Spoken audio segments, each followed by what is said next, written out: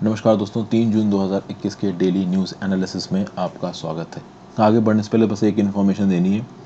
इस particular lecture की PDF आपको टेलीग्राम ग्रुप में मिल जाएगी। साथ साथ एक होलिस्टिक करंट अफेयर्स की जो न्यूज़ है, डेली न्यूज़, वो भी आज एक लिंक मैं आपको टेलीग्राम ग्रुप में अपडेट करूंगा, तो आप टेलीग्राम ग्रुप ज़रूर ज्वाइन कर लो।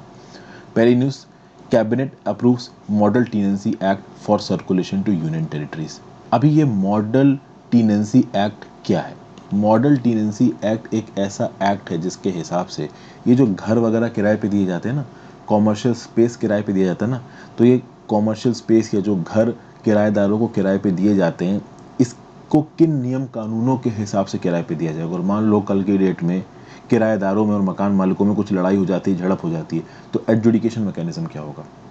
तो रिसेंटली प्रधानमंत्री नरेंद्र मोदी जी, जो कि यूनियन कैबिनेट को हेड कर रहे थे, इन्होंने अप्रूव किया है मॉडल टीनेंसी एक्ट को। अब इस मॉडल टीनेंसी एक्ट को सारे स्टेट्स और यूनियन टेरिटरीज को सर्कुलेट कर दिया जाएगा, और इस मॉडल टीनेंसी एक्ट के हिसाब से ये स्टेट्स और यूनियन टेरिटरीज अपने अपने यहाँ पे फ्रेश लेजिस्लेशन के थ्रू रेंटल लॉज को अमेंड करेंगे। रेंटल लॉज मतलब कि किराए पे देनी है अगर कोई प्रॉपर्टी, तो वो किन नियम कानूनों के हिसाब से दी जाएगी।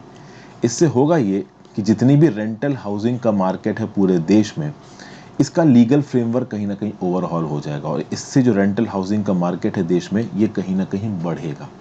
एक्चुअली में आप देखो कि रेंटल हाउसिंग का मार्केट बहुत ज़्यादा इनफॉर्मल है। फॉर एग्जाम्पल्स, कोई फॉर्मेलिटी नहीं है। एक मकान मालिक ने अपना घर किराए पे दिया, ठीक है, किराएदार ने किराए पे घर ले लिया। अभी किराएदार मकान मालिक को हर महीने कुछ पैसे दे रहा है। इस पैसे के ऊपर मकान मालिक के ऊपर मकान मालिक कोई टैक्स नहीं भर रहा है, ठीक है। कल की डेट में कोई किराएदार घर छोड़ने को तैयार नहीं हो रहा है, घर पे चिपक के बैठ गया है, तो तनुवट्स मूवी में आपने देखा होगा कि एक पर्टिकुलर लॉयर उसके घर में घुस के बैठा होता है, किराएदार होता, छोड़ ही नहीं रहा होता घर। तो इस प्रकार के बहुत से इश्यूज मकान मालिक और किराएदारों के बीच में अक्सर कर आते रहते हैं। तो ये जो मॉडल टीनेंसी एक्ट है, ये एक वाइब्रेंट, सस्टेनेबल और इंक्लूसिव रेंटल हाउसिंग मार्केट लेके आएगा। तो भाई जो डिस्प्यूट्स हैं मकान मालिक और किराएदारों के बीच में, वो पहली बात सॉल्व होंगे। दूसरा, जो ये किराएदारी पे देने वाला काम होगा ना, ये ऑन पेपर होगा। इसके लिए प्रॉपर एक कॉन्ट्रैक्ट तैयार किया जाएगा। बिना कॉन्ट्रैक्ट के आप अपना घर किराए पे नहीं दे पाओगे। ओके। और ख़ास बात ये है कि एक एडिक्वेट रेंटल हाउसिंग स्टॉक पैदा किया जाएगा। और रेंटल हाउसिंग स्टॉक किस प्रकार से कि भाई अलग अलग प्रकार के घरों को सेग्रीगेट करके रखा गया है, और हर इनकम के ग्रुप के लोगों को अपने अपनी इनकम, अपनी अपनी कमाई के हिसाब से अपनी अपनी सुरक्षा का घर मिल रहा है। तो कोई 3 BHK लेना चाहता है, किराए पे ले रहा है, कोई बड़ा बंगलो लेना चाहता है, ले रहा है, कोई एक रूम किचन में अपना काम चला रहा है। तो हर प्रकार के आप कह सकते हो कि घर यहाँ पे इंस्टीट्यूशनलाइज कर दिए जाएंगे इस प्रोसेस के थ्रू। तो कुल मिला के मॉडल टीनेंसी एक्ट इंस्टीट्यूशनलाइज कर देगा रेंटल हाउसिंग के प्रोसेस को। इंस्टीट्यूशनलाइज करने का मतलब क्या होता है? इंस्टीट्यूशनलाइज मतलब कि आप किसी पर्टिकुलर प्रोसेस को एक इंस्टीट्यूशन के थ्रू फॉर्मलाइज कर रहे हो। अभी तक जो किराएदारी का प्रोसेस है वो बहुत इनफॉर्मल तरीके से कह रहा है कि भाई रह लो, ठीक है, महीने के एंड पे किराया देना, कोई रिलेटेड डॉक्यूमेंट नहीं है, कोई प्रॉपर कॉन्ट्रैक्ट नहीं है, बस इनफॉर्मली चीज़ें चल रही हैं। तो इसमें ज़मीन हड़प और मकान हड़प बहुत होता है। अब इंस्टीट्यूशनलाइज हो जाएंगी चीज़ें, किराए पे देने से पहले प्रॉपर कॉन्ट्रैक्ट लिखवाना पड़ेगा। तो ये सब चीज़ें कहीं ना कहीं फॉर्मलाइजेशन लेके आएंगी मार्केट के साथ सामने। तो आगे की डेट में झगड़े भी बंद हो जाएंगे, और जो जितना पैसा कमा रहा है किराए से, उसके ऊपर प्रॉपर टैक्स भी देगा। ओके। तो ये जो मॉडल टीनेंसी एक्ट है, ये एक और काम करेगा। वो वैकेंट हाउसेस जो अब तक खाली पड़े हुए हैं, जिनके मकान मालिक उसको किराए पे चढ़ाते नहीं है, वो भी कहीं ना कहीं रेंटल हाउसिंग पर्पसेस के लिए उन मकानों को निकालेंगे। फिर प्राइवेट पार्टिसिपेशन आएगा रेंटल हाउसिंग में। ये रेंटल हाउसिंग एक प्रकार का बिजनेस हो जाएगा। हालांकि ये प्रकार का बिजनेस अब भी है। मुंबई जैसे शहरों में देखो तो ये जो ब्रोकर्स हैं बड़े सक्सेसफुल है। मुंबई, दिल्ली, बेंगलोर जैसे शहरों में ब्रोकर्स बड़े सक्सेसफुल होते हैं। ये ब्रोकर्स घर दिलवाते हैं और 1 महीने का कमीशन लेते हैं, जो किराए पे ले रहा है उससे भी और जो किराए पे दे रहा है उससे भी। अब इस पर्टिकुलर बिजनेस को पूरे देश में फैलाना है। देखिए, बिजनेस को फैलाने वाली बात नहीं है यहाँ पे। बात यह है कि आप प्रोसेस को फॉर्मलाइज कर रहे हो, और जब भी आप प्रोसेस को फॉर्मलाइज करते हो तो कहीं ना कहीं बिचौलिए पनपते ही पनपते हैं। तो कल की डेट में जो भी कॉन्ट्रैक्ट्स हैं, जो भी लीगल फॉर्मेलिटीज़ हैं, इन लीगल फॉर्मेलिटीज़ को कंप्लीट करवाने के लिए हो सकता है कुछ कंपनी खुल जाए, हो सकता है कुछ ब्रोकर बीच में आ जाए। क्योंकि क्या होता है, एक आदमी जो मकान ढूंढ रहा है और एक आदमी जो मकान किराए पे दे रहा है, हो सकता है उसको लीगल प्रोसीडिंग्स ना पता हो, तो इन लीगल प्रोसीडिंग्स को पूरा करवाने के लिए बिचौलिए आ सकते हैं। ठीक है ना। तो प्राइवेट पार्टिसिपेशन हो सकता है रेंटल हाउसिंग में एक बिजनेस मॉडल की तरह। कल की डेट में ये हो सकता है कि कोई बहुत बड़ा प्राइवेट कॉर्पोरेट किसी एक पर्टिकुलर जगह पे एक बहुत बड़ी सी कॉलोनी बनवाए और उस कॉलोनी के घरों को किराए पर उठाना शुरू कर दे। तो आज की डेट में बिल्डर जो कि घर बना बना के बेच रहे हैं, कल की डेट में वो अपने घरों को किराए पर उठा सकते हैं, वो नहीं बेचेंगे। तो ये सब चीज़ें यहाँ पे, इससे हाउस शॉर्टेज भी कम होगी, ये सब चाहते बोली गई हैं। इस मॉडल टेनेंसी एक्ट में एक रेंट कोड बनाया जाएगा, एक रेंट ट्राइब्यूनल बनाया जाएगा। हर स्टेट में, यूनियन टेरिटरी में रेंटल हाउसिंग से रिलेटेड कोई भी इशू होता है मकान वाले किराएदार के बीच में, तो पहले रेंट कोर्ट के पास जा सकते हैं, उसके बाद रेंट ट्राइब्यूनल के पास जा सकते हैं। एक इंडिपेंडेंट अथॉरिटी होगी हर स्टेट में, यूनियन टेरिटरी में, for registration of tenancy agreement. जैसे फॉर एग्जांपल अभी के लिए उत्तर प्रदेश का जो रेंट टेनेंसी लॉ है, वहाँ पे ये रजिस्ट्रेशन अथॉरिटी एसडीएम है, सब डिविजनल मजिस्ट्रेट। तो ये अलग अलग राज्य की सरकारें अपने अपने हिसाब से रजिस्ट्रेशन अथॉरिटीज़ अपॉइंट कर सकती हैं। फिर भाई घर में अगर कोई स्ट्रक्चरल रिपेयर कराना है, जैसे दीवार गिर गई, दीवार को बनवाना, इस प्रकार की चीज़ों के रिपेयर के लिए कौन रिस्पॉन्सिबल होगा? लैंडलॉर्ड रिस्पॉन्सिबल होगा। अगर कोई डैमेज टेनेंट कर देता है तो उसके लिए कौन रिस्पॉन्सिबल होगा? टेनेंट रिस्पॉन्सिबल होगा। Drain cleaning, switches, socket repairs, kitchen fixing repairs, replacement of glass panels and Windows, stores and maintenance of garden and open space, इसके लिए कौन रिस्पॉन्सिबल होगा? तो भाई जो रह रहा है वहाँ पे किराएदार, वो रिस्पॉन्सिबल होगा। हाँ, ये अलग बात है कि जब वो किराएदार वहाँ पे रहने आएगा तो मकान मालिक की सारी चीज़ें सही प्रकार से दें उसे, ठीक है। फिर ये जो मॉडल टेनेंसी एक्ट है, रेजिडेंशियल, कॉमर्शियल और एजुकेशनल तीन पर्पजेस के लिए इस्तेमाल किया जाएगा, बट इंडस्ट्रियल पर्पजेस के लिए इस्तेमाल नहीं किया जाएगा। होटल्स, लॉजिंग हाउसेस, इंस, ये सब कहीं ना कहीं इस मॉडल टेनेंसी एक्ट के अंदर नहीं आते हैं। और डिपॉजिट कितना होगा? तो आज की डेट में कुछ अनऑर्गेनाइज मार्केट्स में बहुत ज़्यादा डिपॉजिट लिया जाता है। तो रेजिडेंशियल प्रीमाइसेस के केस में 1 महीने का जो रेंट है उसका दुगना, यानी 2 महीने का रेंट डिपॉजिट लिया जाएगा। और नॉन रेजिडेंशियल प्रीमाइसेस जैसे कॉमर्शियल इस्टेब्लिशमेंट है, तो वहाँ पे 6 महीने का रेंट एज अ डिपॉजिट लिया जाएगा। जनरल स्टडीज पेपर 2 में government policies and intervention for development in various sectors में न्यूज़ आपको काम आएगी। आगे बढ़ने से पहले वीडियो पे लाइक का बटन, अगर अब तक आपने इस वीडियो को शेयर नहीं किया है, चैनल को शेयर और सब्सक्राइब नहीं किया है, कर दीजिए। ज्वाइन बटन दबा के आप हेल्प कर सकते हैं। मेरे चैनल हर्षित द्विवेदी एजुकेशन के प्लेलिस्ट सेक्शन में जाइए, अलग अलग टॉपिक्स पे प्लेलिस्ट बनी हुई है। आज भी मैं कुछ और स्टैटिक की वीडियोस अपलोड करूँगा, तो रेगुलरली आप देख सकते हो। अच्छा लगे तो ज्वाइन कर सकते हो, इंस्टाग्राम पे फॉलो कर लो। जो भी आपके डाउट्स आते हैं, समय मिलने पे मैं उस पर वीडियोस बनाने की कोशिश करूँगा। टेलीग्राम ग्रुप ज्वाइन कर लीजिए इस पर्टिकुलर लेक्चर की PDF के लिए और मेरे लेक्चर्स की नोटिफिकेशन के लिए। आगे बात करते हैं NHRC advisories on bonded labour and migrant workers. कोविड-19 के पैंडेमिक के समय पे नेशनल ह्यूमन राइट्स कमीशन ने कुछ एडवाइजरी इशू की हैं अलग अलग केंद्र सरकार की मिनिस्ट्रीज़ को और राज्य की सरकारों को। अलग अलग जगहों पे लेबरर्स और माइग्रेंट इनफॉर्मल सेक्टर वर्कर्स के द्वारा जो भी परेशानियां झेली जा रही हैं, इन परेशानियों को हटाने के लिए, इनके लिए कुछ करने के लिए ये एडवाइजरी इशू की है NHRC ने। ऑब्वियसली बात है, NHRC अब सीधे ग्राउंड लेवल पे जाके तो उनके लिए कुछ कर नहीं सकता, करेगी तो सरकारी।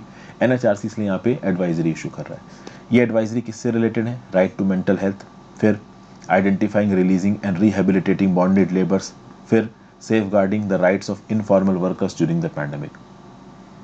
ये जो राइट टू मेंटल हेल्थ वाली एडवाइजरी है, इसमें 10 की एरियाज पे फोकस किया गया, जिसमें mental health care, dissemination of information, awareness, grievance redressal and review board, expanding outreach of mental health support, support for special groups, suicide prevention, health insurance, media sensitivity in reporting and promoting research.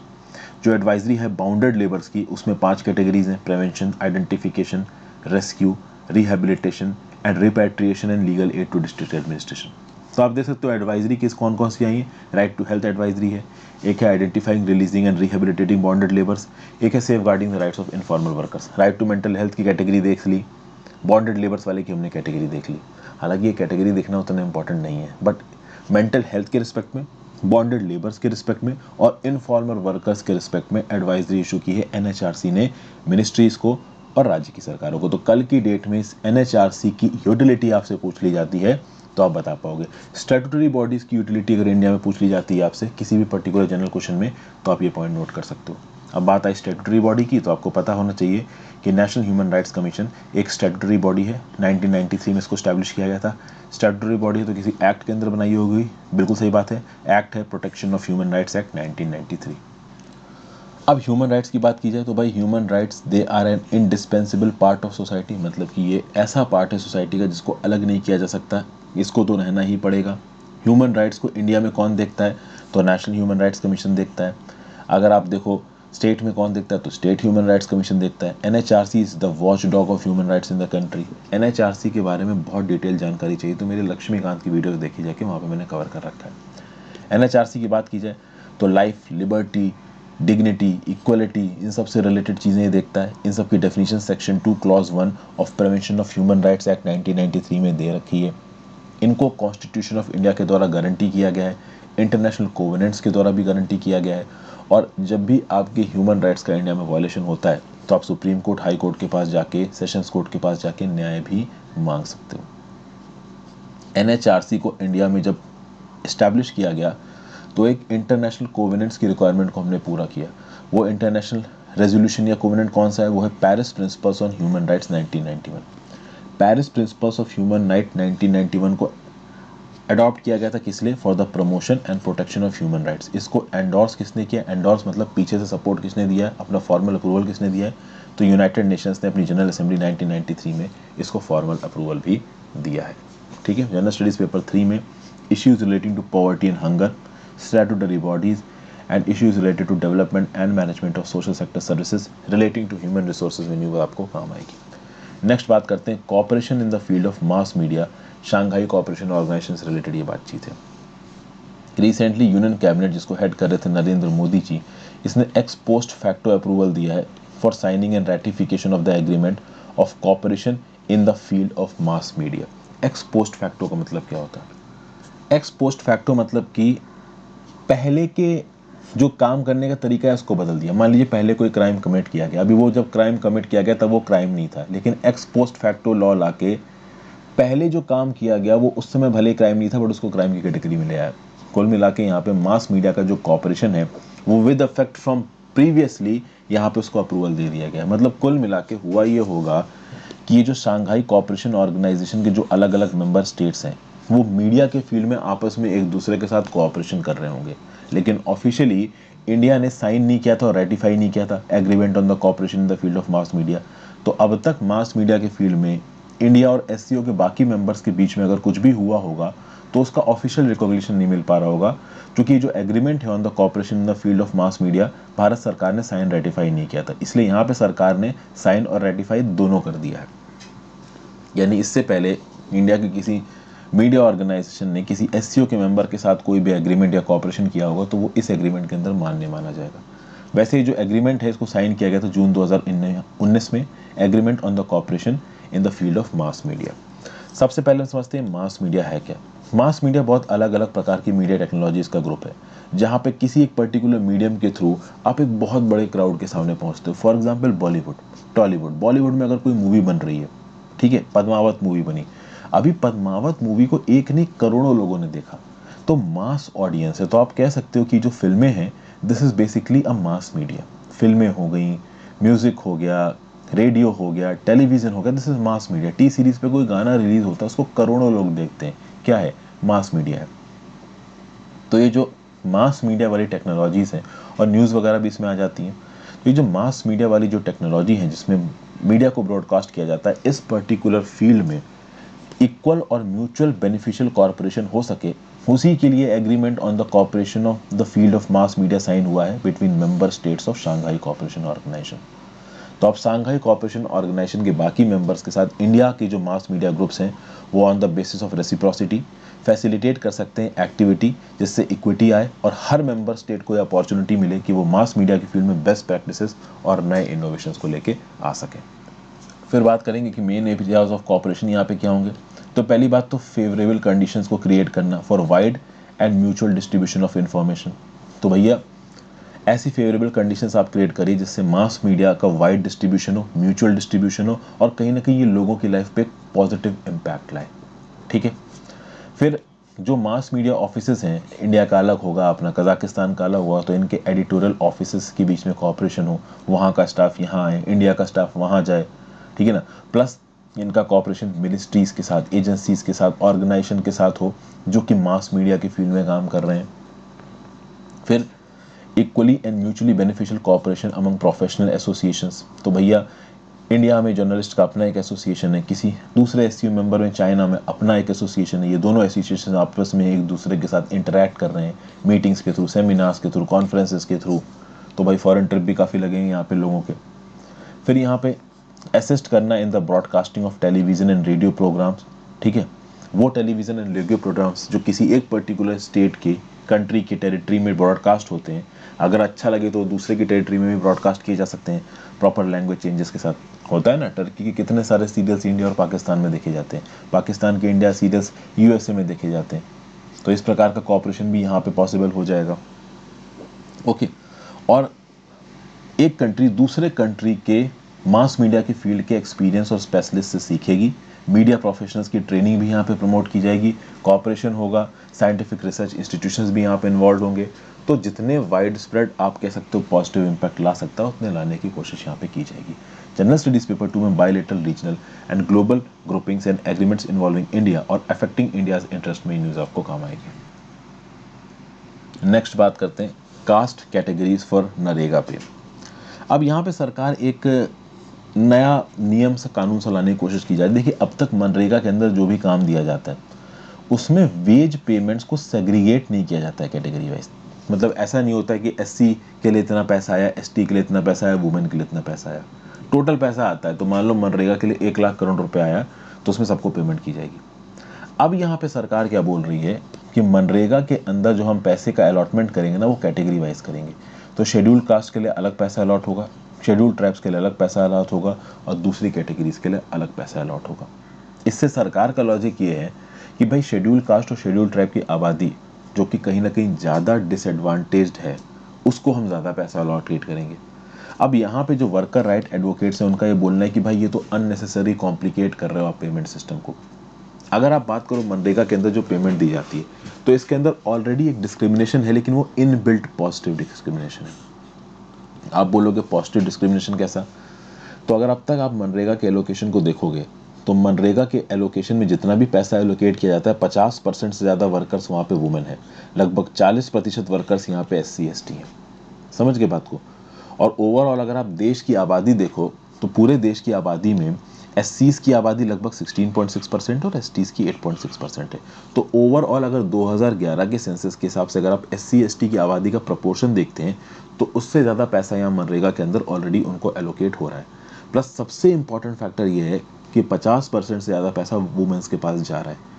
तो यहाँ पे मनरेगा के अंदर कितना पैसा किस category को जा रहा है, इस बात के ऊपर ज़्यादा लोग आवाज़ नहीं उठा रहे, उंगली नहीं उठा रहे। तो वर्कर एडवोकेट का ये बोलना है कि जब इस चीज़ के ऊपर कोई उंगली नहीं उठ रही है, इसका कोई क्रिटिसाइजमेंट नहीं हो रहा है, इसमें कोई प्रॉब्लम नहीं है, तो अब आप अलग से कैटेगरी क्यों बना रहे हो SC की, ST की? बहुत सारे एक्सपर्ट्स का तो ये भी बोलना है कि ये अलग कैटेगरी बना के आप SC ST का भला नहीं करोगे, उल्टा और पैसा काट दोगे आप उनका। मतलब कि ओवरऑल हो सकता है कि ये जो सेग्रीगेशन है सरकार इसलिए कर रही हो कि आगे आने वाले समय में ओवरऑल मनरेगा के अंदर पैसा कम एलोकेट करना चाहे सरकार, इसलिए इस प्रकार की सेग्रीगेशन को शुरू कर रहा हो। हालांकि एग्जैक्टली क्या कहना चाहती है यहाँ पे सरकार, उसके बारे में ज़्यादा कुछ कह नहीं सकते।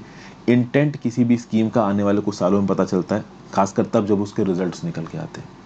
ठीक है, तो अभी के लिए सरकार ने क्या बोला है कि सेपरेट बजट हेड्स प्रोवाइड किए जाएंगे SC के लिए और ST के लिए फ्रॉम द फाइनेंशियल ईयर 2021-22। मतलब कि जो टोटल पैसा मनरेगा के अंदर एलोकेट किया गया है उसमें SC के लिए कुछ पैसा, ST के लिए पैसा एलोकेट किया जाएगा, और वो जो पैसा एलोकेट किया जाएगा वो केवल SC ST को ही दिया जाएगा। ठीक है, अभी की जो एग्जिस्टिंग सिस्टम ऑफ वेजेस है उसमें कोई कैटेगरी वाइज प्रोविजन नहीं है, बट अब सरकार 2021-22 से कैटेगरी वाइज प्रोविजन यहाँ पे इंट्रोड्यूस कर रही है। अच्छा है बुरा है इसके बारे में अभी ज़्यादा कुछ कहा नहीं जा सकता है। ठीक है, फिर मनरेगा का अगर क्रिटिकल एनालिसिस किया जाए तो 2019 की एक रिपोर्ट बोलती है कि इंडिया का जो रूरल एम्प्लॉयमेंट प्लान है मनरेगा, ये कम नौकरियां दे रहा है। वो अलग बात है कि 2020 में और अब तक 2021 में बहुत नौकरियां दे रहा है। रीज़न बीइंग कि लॉकडाउन के बाद जब माइग्रेंट क्राइसिस हुई तो मनरेगा में सरकार को पैसा एलोकेट करना ही पड़ा, सरकार के पास ज़्यादा ऑप्शंस बचे नहीं थे। लेकिन ओवरऑल देखा जाए तो ऐसा कहा जा रहा है कि SC ST को जो पैसा यहाँ पे एलोकेट हो रहा है और ओवरऑल रूरल पूर को जो यहाँ पे पैसा एलोकेट हो रहा है वो कम हो रहा है। एक स्टैटिस्टिक है यहाँ पे 2010-11 में ओवरऑल जो टोटल एम्प्लॉयमेंट जनरेट होता था ना उसमें से 31% एम्प्लॉयमेंट SC कैटेगरी के लोगों को मिलता था, और अब 2019 में जो टोटल एम्प्लॉयमेंट जनरेट हो रहा है मनरेगा में उसमें से केवल 21% एम्प्लॉयमेंट SC कम्युनिटी के लोगों को मिल रहा है। तो ओवरऑल जो पार्टिसिपेशन है SC कम्युनिटी के लोगों का वो 10% घट गया है फ्रॉम 2010-11 टू 2019। ठीक कि एब्सोल्यूट टर्म्स में 10%। तो पहले अगर 100 जॉबें थी तो 31 जॉब्स एससी कम्युनिटी के लोगों के पास जाती थी, कब 2010-11 में। अब अगर 100 जॉबें हैं 2019 में तो 21% जॉब्स एससी एसटी कम्युनिटी के लोगों के पास जा रही हैं। अभी 2020-21 के फिगर क्या है वो आगे आने वाले 2 सालों में रिलीज होंगे, क्योंकि ये फिगर बहुत मेजर स्केल पे काम करते हैं, तो इमीडिएट आपको नहीं पता चलते। फिर अगर एसटी कम्युनिटी के लोगों की बात की जाए तो शुरुआत में जो इनका शेयर था वो थोड़ा डिक्लाइनिंग ट्रेंड में था, लेकिन अब पिछले डेकेड में कहीं ना कहीं एक ही रेंज में रहता है। एक चीज़ जो बहुत अच्छी है मनरेगा के एलोकेशन की वो ये है कि 2012-13 से 50% से ज़्यादा जो काम है, जो ज़्यादा जॉब है, वो वुमेन के पास जा रही है। That is a very good factor. In fact अगर मनरेगा एक्ट की बात की जाए तो उसमें लिखा है कि कम से कम 1/3 जॉब वुमेन के पास जानी चाहिए, लेकिन यहाँ पे 50% जॉब वुमेन के पास जा रही है मनरेगा की, तो ये एक पॉजिटिव फैक्टर हम कह सकते हैं। मनरेगा एक्ट की बात की जाए तो क्या है, It is Mahatma Gandhi National Rural Employment Guarantee Act aims at enhancing the livelihood security of people in rural areas by guaranteeing 100 days of wage employment in a financial year to a rural household. एक rural house hold से एक particular person को, adult member को unskilled manual work मिलेगा 100 दिन का एक साल में, और उससे जो पैसा आएगा कम से कम वो फैमिली अपना खाना पीना खा लेगी। जनरल स्टडीज पेपर 2 में government policies and interventions for development in various sectors and issues arising out of their design and implementation में यूज काम आएगी, plus welfare schemes for vulnerable sections में भी ये न्यूज़ आपको काम आएगी। नेक्स्ट बात करते हैं Palestinian flays India's expansion from UN. फिर यहाँ पे देखिए पैलेस्टीन इंडिया के ऊपर इल्ज़ाम लगा रहा है कि इंडिया ने यूएनएचआरसी में ये जो इजराइल के अगेंस्ट वोट हुआ है उसमें एब्सटेन किया है। एक्चुअली में हुआ क्या यहाँ पे देखते हैं। India has abstained from voting on a United Nations Human Rights Council establishing Commission of Inquiry। देखिए कमीशन ऑफ इंक्वायरी बनाने की यहाँ पे डिमांड की गई, और ये कमीशन ऑफ इंक्वायरी से क्या एक्सपेक्ट किया जाएगा कि जो ऑक्युपाइड पैलेस्टीनियन टेरिटरी है जेरूसलम की, और जो ईस्ट जेरूसलम की टेरिटरी है जो इजराइल है, यहाँ पे जो भी ह्यूमन राइट्स वायलेशन किए गए हैं इजराइल के द्वारा या पैलेस्टीन के हमास के द्वारा, उसके ऊपर प्रॉपर यहाँ पे इंक्वायरी की जाएगी। और इसके लिए स्कीम कमीशन ऑफ इंक्वायरी बनाने की बातचीत चल रही थी। एक्चुअली रेजोल्यूशन था, ठीक है ना। अलग अलग कंट्रीज जो भी United Nations Human rights council की मेंबर है वो यहाँ पे वोट डालेंगे कि इंक्वायरी चलानी चाहिए या नहीं चलानी चाहिए। अभी इस इंक्वायरी के समय पे इंडिया भी वोट डालने के लिए गया, लेकिन इंडिया ने वोट डाला नहीं, इंडिया ने वोट से एब्सटेन कर लिया, ठीक है ना इंडिया ने इसराइल के फेवर में वोट डाला और ना ही इंडिया ने अगेंस्ट में वोट डाला। अब देखिए आप बोलोगे इससे इंडिया ने इसराइल की मदद की, बिल्कुल मदद की, क्योंकि अगर इंडिया अगेंस्ट में वोट डालता है इसराइल के तो इसका इम्पैक्ट पड़ता है, लेकिन एब्सटेन कर गया है तो इंडिया ने एक न्यूट्रल पाथ चुना, ना वो इसराइल के अगेंस्ट गया और ना ही वो पैलेस्टीनियन कॉज के अगेंस्ट गया। अब यहाँ पे पैलेस्टीन इंडिया के ऊपर इल्ज़ाम लगा रहा है कि इंडिया ने एक अपॉर्चुनिटी मिस कर दी है to join the international community at this turning point. मतलब कि यहाँ पे अकाउंटेबिलिटी होनी चाहिए, जस्टिस होना चाहिए, पीस होना चाहिए, जो पैलेस्टीनियन लोगों के अगेंस्ट अत्याचार हो रहा है इसको रोकना चाहिए, ये सब बातें यहाँ पैलेस्टीन बोल रहा है। इसराइल ऑब्वियस ही बात है इस बात को रिजेक्ट करेगा। इसराइल ने बोला कि जो रेजोल्यूशन है ये बकवास चीज़ है, ये उन क्राइम्स को वाइट वॉश कर रहा है जो कि टेरर ऑर्गेनाइजेशन हमास ने कमिट किए हैं। तो मैं आपको बता दूं 14 कंट्रीज ने एब्सटेन किया है फ्रॉम वोटिंग, 24 कंट्रीज ने इस रेजोल्यूशन के फेवर में वोट किया है, ठीक है ना, और रेजोल्यूशन यहाँ पे पास कर दिया था गया है। ओके, यहाँ पे इसराइल क्या बोल रहा है, इसराइल बोल रहा है कि भाई ये जो United Nations Human Rights commission में इसराइल को नीचा दिखाने की कोशिश की जा रही है एक्चुअली में हमास के स्टैंड को जस्टिफाई कर रहा है। अब देखिए बात यहाँ पे ये है कि इसराइल तो इसके अगेंस्ट बोलेगा ही। United Nations Human Rights Commission एक ऐसी बॉडी है जो कि दुनिया में जहाँ पे भी ह्यूमन राइट्स अब्यूसेस हो रहे हैं उनके अगेंस्ट बात करती है, आवाज़ उठाती है। नो डाउट यहाँ पे इसराइल ने ह्यूमन राइट्स अब्यूसेस किए हैं, हमास भी अपनी जगह पे कोई बहुत सीधा नहीं है, बम गोले बरसा रहा था उधर से, सफ़र कौन कर रहा था, लोग सफ़र कर रहे थे। इनफैक्ट गाजा पट्टी के तो लोग भी ये नहीं चाहते थे कि हमास अटैक करे इसराइल के ऊपर, लेकिन उसने अटैक कर दिया और मरे यहाँ पे सिविलियंस ही। तो अब यहाँ पे पैलेस्टीन की तरफ से एक अच्छा स्टेटमेंट आया है कि resolution is not an aberration to human rights council. मतलब ह्यूमन राइट्स काउंसिल ने अगर ये रेजोल्यूशन लिया है तो अच्छी खासी बातचीत के बाद लिया है, एक्सटेंसिव मल्टीलैटरल कंसल्टेशन हुए हैं। और यहाँ पे ये जो रेजोल्यूशन पास हुआ इसका मतलब क्या, इसका मतलब ये कि बहुत सारे स्टेट्स, यूनाइटेड नेशंस के experts, human rights treaty bodies और इंटरनेशनल ऑर्गेनाइजेशन कहीं ना कहीं इसराइल से डिमांड कर रहे हैं कि भाई एक इंक्वायरी तो होनी चाहिए आपने जो भी ह्यूमन राइट्स अब्यूसेस किए हैं उसके अगेंस्ट। तो 24 कंट्रीज ने इस रेजोल्यूशन के फेवर में वोट किया है, 14 कंट्रीज ने एब्सटेन किया है यहाँ पे। ओके, अब अगर बात करें United Nations Human rights council की, सबसे पहले तो आप समझिए United Nations Human rights council में 47 यूनाइटेड नेशन मेंबर स्टेट्स हैं जिनको इलेक्ट करती है UN general assembly. United Nations Human rights council अपने आप में ही बहुत कंट्रोवर्शियल रहा है, जो कि United Nations Human rights council में रशिया, सऊदी अरेबिया और चाइना जैसे मेंबर्स हैं जो कि खुद ह्यूमन राइट्स एब्यूजेस के लिए फेमस है। ओके, ह्यूमन राइट्स काउंसिल एक इंटर गवर्नमेंटल बॉडी है, यूनाइटेड नेशन सिस्टम के अंदर काम करती है। इसका काम है strengthening the promotion and protection of human rights. 47 इसके मेंबर स्टेट्स हैं, इंडिया भी इसका मेंबर स्टेट है, तभी तो एब्सटेन किया है इंडिया ने। ओके, इस ह्यूमन राइट्स काउंसिल को यूनाइटेड नेशंस की जनरल असेंबली ने 2006 में बनाया था। इससे पहले एग्जिस्टेंट था United Nations commission on human rights, अब आ गया यूएन ह्यूमन राइट्स काउंसिल। और एक और ऑफिस है, ये सेपरेट है, office of the high commissioner for human rights, लेकिन ये ह्यूमन राइट्स काउंसिल के सेक्रेटेरिएट की तरह काम करता है। तो जो कागजी टाइप की हेल्थ होती है यूनाइटेड नेशंस की इस ह्यूमन राइट्स काउंसिल को, ये office of the high commissioner for human rights available करवाता है। Office of the high commissioner of human rights ये कहाँ पर हेडक्वार्टर्ड है? जेनेवा, स्विट्जरलैंड में हेडक्वार्टर्ड है। ठीक है, तो ये एक न्यूज़ थी, इंपॉर्टेंट न्यूज़ थी, मैंने आपके साथ कवर कर ली। जनरल स्टडीज पेपर 2 में इंटरनेशनल रिलेशंस में न्यूज़ आपको काम आएगी। नेक्स्ट न्यूज़ है India to vote for Maldives in the UNGA president election. देखिए, हर साल यूनाइटेड नेशंस जनरल असेंबली, जिसको आप जनरल असेंबली बोलते हो, उसका एक प्रेसिडेंट चुना जाता है और वो प्रेसिडेंट 1 साल के लिए चुना जाता है। ये बात याद रखिएगा। आपको पता होना चाहिए कि थोड़ा बहुत इन्फॉर्मेशन पहले यूएनजीए के बारे में यहाँ पे देख लेते हैं। Article 21 of the charter of United Nations क्या बोलता है? जो जनरल असेंबली है वो अपने रूल्स ऑफ प्रोसीजर को खुद डिसाइड करेगी, और इस रूल्स ऑफ प्रोसीजर में ये लिखा है कि हर सेशन के लिए एक प्रेसिडेंट चुना जाएगा। तो हर साल होता है कि जब इनका सेशन शुरू होने वाला होता है, और मैं आपको बता दूं कि इसका जो सेशन शुरू होता है ना, वो सितंबर में शुरू होता है। पहले यूनाइटेड नेशन जनरल असेंबली की बात कर लेते हैं। यूनाइटेड नेशन जनरल असेंबली को जनरल असेंबली भी कहा जाता है। इसमें 193 मेंबर स्टेट्स हैं। जितनी भी यूएन की मेंबर कंट्रीज है उनका एक एक रिप्रेजेंटेटिव इस जनरल असेंबली में जाके बैठता है। इनका हेडक्वार्टर्स न्यूयॉर्क सिटी में है, और एनुअली ये लोग न्यूयॉर्क सिटी में मिलते हैं। कब? इन द मंथ ऑफ सितंबर, जो कि सितंबर में ही यूनाइटेड नेशंस जनरल असेंबली का सेशन शुरू होता है। यूनाइटेड नेशन जनरल असेंबली को इसका प्रेसिडेंट हेड होता है, और प्रेसिडेंट को 1 साल के लिए चुना जाता है। और ऑब्वियस बात है, जब सितंबर में सेशन शुरू होगा तब वो प्रेसिडेंट पावर में आएगा और 1 साल तक वो पावर में रहेगा। यूनाइटेड नेशन जनरल असेंबली को पार्लियामेंट ऑफ द वर्ल्ड भी कहा जाता है। ये इंपॉर्टेंट मैटर्स पे डिलिबरेट करते हैं, पीस और सिक्योरिटी के, इंटरनेशनल इश्यूज़ के। नए मेंबर्स को जोड़ना है तो उसके ऊपर भी decisions United Nation General Assembly ही लेती है। डिसीजंस को वोटिंग से लिया जाता है, ठीक है ना। अगर सिंपल मेजॉरिटी है तो इंपॉर्टेंट डिसीजंस होंगे, अगर 2/3 मेजॉरिटी है, देखिए